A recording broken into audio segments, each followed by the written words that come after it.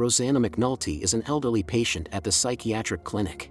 She has been here for so long that no one exactly remembers why she ended up under involuntary treatment. Stephen Green, the new head physician of the hospital, became interested in Rose's medical history, who as it turned out took the life of her own son in the distant past. Of course, none of the clinic's patients know about this. Rosanna often reminisces about her little son. Dr. Green can't get over this story. Could a woman really be capable of such a thing? Sometimes Rosanna plays the piano. The medical staff is going to examine her before transferring to another institution. In the medical history, the patient's name is listed as Rosanna Florence Clear, but the woman says she is Rosanna McNulty, the wife of Michael McNulty. She still believes they have a son. Dr. Green explained to Rosanna that she cannot stay here for the rest of her life, so she will be transferred to another department. However, Rosanna declared that she would stay here until the end of her life. Soon a hotel will be built in this place, but Rosanna couldn't care less. The medical staff is preparing the remaining patients for transfer to another department. Just recently there were 9 patients, but Rosanna's friend passed away this morning. Dr. Hart explained to Dr. Green that Rosanna lives in her own reality and sometimes sees ghosts. Every day Rosanna walks through the hospital corridors and looks around. It feels as if she has been waiting for someone her entire life. The patients have been assigned to the cars. Dr. Hart personally ensured that each of them was taken care of. And Rosanna is the only one who won't be going anywhere. Green saw a letter addressed to Dr. Hart, with a personal request from the Archbishop's secretary, who wanted the renowned psychiatrist Stephen Green to study the medical history of Rosanna Clear. Rosanna was desperate and tried to stop the workers who were taking everything out of her ward. Seeing a truck outside the window, Rosanna rushed outside and stood in its path, asking the driver to return her belongings, which contained her entire life. Doctors Green and Hart came to handle the situation. Dr. Hart gave the patient a tranquilizer injection to calm her down. Stephen declared his intention to treat this patient. Dr. Hart considered it a waste of time but did not object, giving him until Friday. The nurse took Rosanna's diaries. Stephen instructed for Rosanna's belongings to be taken to her ward. Later, he visited the patient and asked how she was feeling. Nurse Kathleen was also present. Rosanna has been in the psychiatric clinic for almost 50 years. She only fears that if she is gone, no one will remember her son. Nurse Kathleen and Dr. Green asked Rosanna to tell her story. She began to read one of the diaries. This entry was from January 4, 1942. The lines were written in fear because Rosanna didn't know what lay ahead for her. Reading this, she couldn't hold back her tears. Rosanna had a carefree childhood. The father loved her very much and gave her music lessons. After his passing, Rosanna's mother went mad with grief and eventually ended up in a psychiatric clinic. The best thing in Rosanna's life was meeting Michael McNulty. She immediately knew she was ready to wait for him forever. Michael was a military pilot. World War II was underway, and the whole world united against the Nazi regime.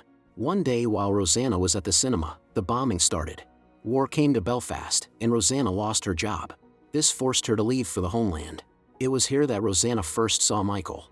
Rosanna began working at the sober hotel of her mother's sister, Aunt Eleanor. Life began to gradually improve.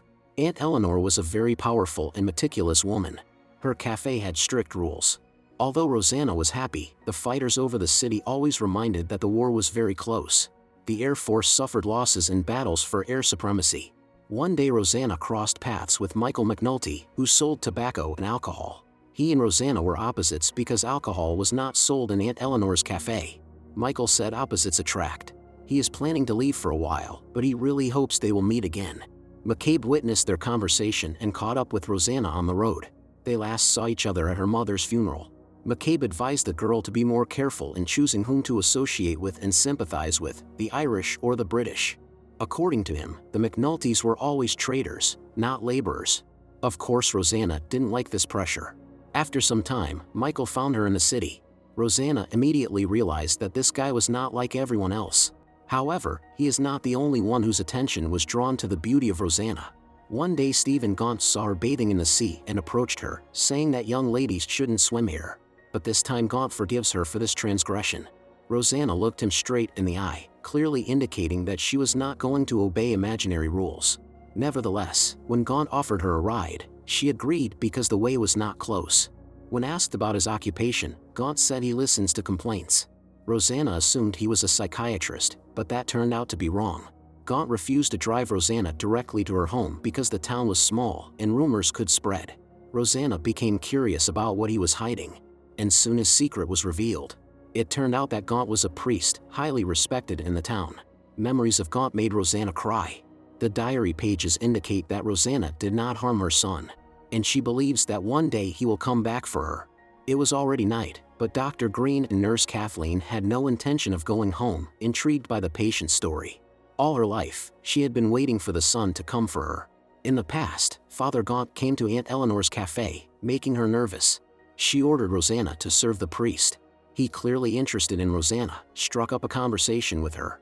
Rosanna is Protestant and Irish and makes no secret of it. Since then, Gaunt began to pursue her.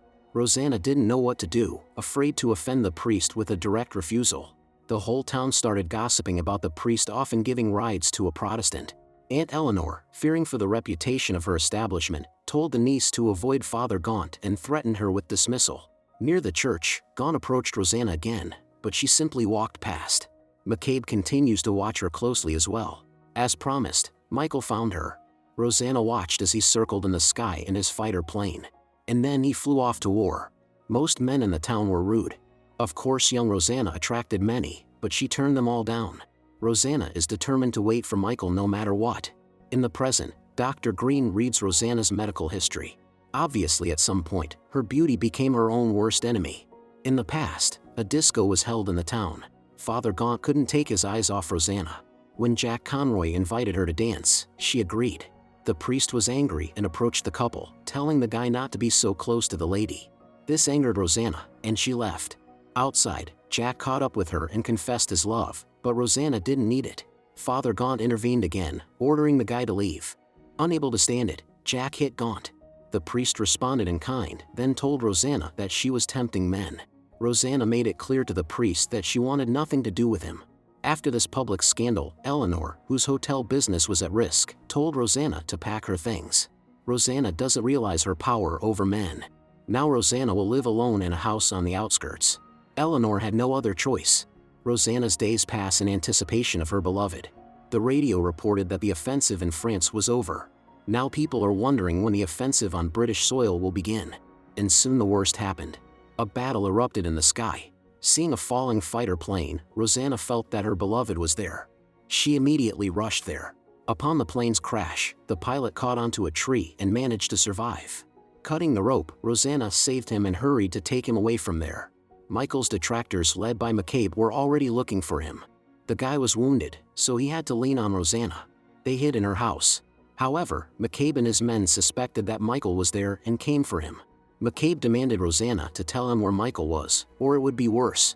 Jack stood up for Rosanna, and McCabe had to back off. All this time Michael was hiding in the fireplace. Failing to find him, the men left with nothing. Rosanna is caring for injured Michael, who is hallucinating because of the fever.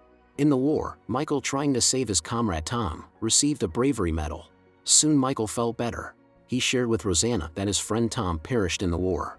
The plane caught fire. Michael tried to pull his friend out but couldn't. He was left with burns as a reminder of that. Now Michael feels a peacefulness that he hasn't felt in his life for a long time. The radio broadcasts about the heroic deeds of British soldiers in the war. Michael can't sit idle while his homeland is in danger. But before leaving, he first needs to fix his motorcycle, which will take some time. One day when there was a knock on the door, Rosanna told Michael to hide. At the door was the priest, who offered Rosanna to work as a housekeeper in his house. Rosanna coldly replied that she needed time to think. Gaunt clearly wanted to stay longer, but he had to leave. Finally, Michael managed to start his motorcycle. Rosanna thought he had left without saying goodbye, but then she saw the flowers left for her. In reality, Michael didn't leave but was fixing the roof of her house. During dinner as they chatted, Rosanna thought that she never wanted to part with Michael. He was her destiny. In the present, Nurse Kathleen and Dr. Green heard Rosanna playing her favorite melody on the piano again. She had once played it for Michael. The doctor and nurse understood everything without words. In the past, Michael invited Rosanna to dance. When Michael asked what she was thinking about, Rosanna replied that she was thinking about her mother, who couldn't bear the loss of the father. Now Rosanna is very afraid of losing Michael, but she promised to wait for him no matter what. The next morning, wearing his military uniform, Michael was preparing to return to the front. Before leaving, he left a cross for his beloved as a memento. However, Rosanna couldn't let him go just like that and asked him to stay at least a little longer. Passion arose between them. They were awakened by the sound of an approaching car. Telling his beloved to stay here, Michael looked out the window. Father Gaunt knocked on the door. It was a shock for him to see Michael in Rosanna's house. They said nothing to each other. Immediately after that, Michael proposed to Rosanna. Of course she agreed. The lovers didn't postpone their wedding and went to the church, where the pastor married them. Now they are lawful husband and wife. The spouses enjoyed these carefree days, although they knew it wouldn't last forever. One day when they returned home, they realized that someone was there. In a panic, Rosanna told her beloved to leave. She's a woman, so McCabe and his men won't hurt her, unlike Michael. They chased after him, while Rosanna kept shouting to her beloved to leave. Father Gaunt, harboring resentment, intended to do everything to ruin Michael and Rosanna's life. That's why he wrote a letter to her aunt. The nuns handed the letter to Eleanor. After reading it, she burst into tears. According to the priest, Rosanna led an immoral lifestyle. Eleanor, being Rosanna's only relative, signed it. In the present, Dr. Green and Nurse Kathleen noticed that the letters in the report were punched through. Father Gaunt was clearly angry and typing with all his might. Unexpectedly, Rosanna joined Stephen and Kathleen, saying that she didn't harm her son, others did. Now all Rosanna wants is justice. She has no one else, so she can only rely on Dr. Green and Kathleen. In the past, when the police arrived, Rosanna asked if they had found her husband. But the police weren't here for that, they were here to take her to the psychiatric hospital. Resisting, Rosanna was taken away, and later doctors explained to her that she was here at the request of her aunt and Father Gaunt due to immoral behavior. Rosanna doesn't understand why she is here and asked the doctors to find her husband. But since no one knows about Rosanna and Michael's secret marriage, doctors believe she made it up. After all, her mother was also crazy. Now this is Rosanna's new home. Strict rules are in place here. The medical staff do not tolerate disobedience from patients. When Rosanna refused breakfast, orderlies grabbed her, and a nurse, insulting the patient, began feeding her against her will. Rosanna spat the porridge right in the nurse's face. For this, the patient was subjected to electroshock therapy. Rosanna's life has turned into a nightmare. Now she eats whatever they give her without complaint. Upon hearing the sounds of an airplane, Rosanna ran to the window and saw a fighter jet in the sky. She doesn't know if her husband is alive. In the present, Dr. Green and Kathleen arrived at the place where, according to Father Gaunt, Rosanna committed her horrible crime. But was it really like that? Kathleen cannot imagine what it would be like to live locked up for 50 years. In the past, Father Gaunt visited Rosanna in the insane asylum. Rosanna didn't react to his presence in any way. Gaunt said that the aunt wouldn't come for her, but he also hinted to Rosanna that she could get married. Rosanna said she was pregnant, which came as a shock to both the priest and the medical staff. After that, Rosanna was transferred to another place. There were rumors among the nuns that the father of the child was Father Gaunt. In the Mary Magdalene shelter, under the supervision of the nuns, women who became pregnant out of wedlock work. Each of them will be separated from their children. Many American families adopt children from Britain, but Rosanna is not willing to give up her child. However, her opinion, of course, will not be considered. Most women never leave here because they are considered dishonored. The day of childbirth is approaching. Taking advantage of the unlocked door, Rosanna escaped. Father Gaunt chased her in his car all the way to the shore. Seeing no other way out, Rosanna entered the water and swam until she was exhausted. Police officers, along with Father Gaunt, pursued her in a boat. Rosanna swam again, hoping to hide among the rocks. Once on shore, she felt the contractions. When the officer asked Father Gaunt if he was the father of the child, Gaunt remained silent. He was very afraid of losing Rosanna. Meanwhile, she gave birth to a boy. At some point a terrible decision came to her, and she picked up a rock. Witnesses to this were Father Gaunt and the officers, who were horrified by what they saw. Unconscious, Rosanna lay on the sand. In the present, Rosanna said that doctors took away her memories with electricity. Only the entries in the makeshift journals help Rosanna not forget everything completely. Dr. Green told the patient that he believes her. Everyone thinks she took her own son's life, but the truth is quite different. Exhausted, Rosanna fell asleep. Later, Kathleen told Stephen that he really knows how to listen. When the nurse asked him to talk about himself, Stephen said that his mother was very loving, and his father was taciturn and emotionally reserved. There was always some understatement. Stephen learned to play the same melody on the piano as Rosanna. He often returns to the place where Rosanna supposedly committed her crime. In the past, Rosanna woke up again in the psychiatric hospital. Other patients consider her a monster, but but the nurse on the contrary showed sympathy for the first time. Rosanna refused to believe that her son was not alive. She is certain that she could never harm him. Rosanna is regularly subjected to electroshock therapy, but this only aggravates her emotional state. Sometimes she sees Michael, who promises to take her home soon. Father Gaunt told Rosanna that Michael had perished, and it was done by McCabe. Hearing this, Rosanna burst into tears. The only person she loved would never come for her. Rosanna was sure that the priest was involved in this, so she attacked him, shouting that he was to blame for everything. Despite everything, Gaunt still has feelings for her. The orderlies had to restrain the unruly patient. Her days of confinement continued. In order not to go completely insane, Rosanna began to keep a diary, writing her memories over other text. Rosanna has come to terms with Michael's demise, but not the son's. It broke her heart. However, Rosanna believes that one day the son will come for her.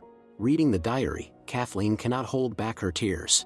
Waking up Stephen, who has been staying overnight at workplace lately, Dr. Hart reminded him that tomorrow the last patient would have to leave. And Stephen's task is to convey this to her, to make it easier for her. Kathleen read the police officer's report, which caught Rosanna at the scene of the crime. But Kathleen believes Rosanna, not the police. Often Rosanna dreams of her son. She doesn't even know the exact date of his birth because there were no clocks or calendars in the child's home. Stephen was raised in a foster family, and no one knows exactly his birthday. It's either the 1st or the 2nd of May. Suddenly a shocking realization came to Stephen. Judging by the records, Archbishop Stephen Gaunt has something to do with this. At home, Stephen Green found his notary papers, which included a baptism certificate and old photographs. There was also a letter from the father addressed to Stephen. He decided not to sell his house yet and was going back to the clinic. Rosanna was ready to leave the place where she had been for almost 50 years, waiting for her son. And finally the son found her. Stephen gave Rosanna the letter in which his late foster father revealed the whole truth. It turns out Father Gaunt took Rosanna's son and handed him over to good people who adopted the boy, believing that his parents were not alive. But then the priest, who was actually a very unhappy man, told them the truth. In the letter was enclosed a medal of Michael, Stephen's real father, a very brave man. Stephen took Rosanna's hand, saying they were going home. Mother and son embraced. Watching this, Kathleen couldn't hold back her tears. So the family reunited. After 50 years of confinement, Rosanna found a son and home. The memory of Michael will always live in their hearts.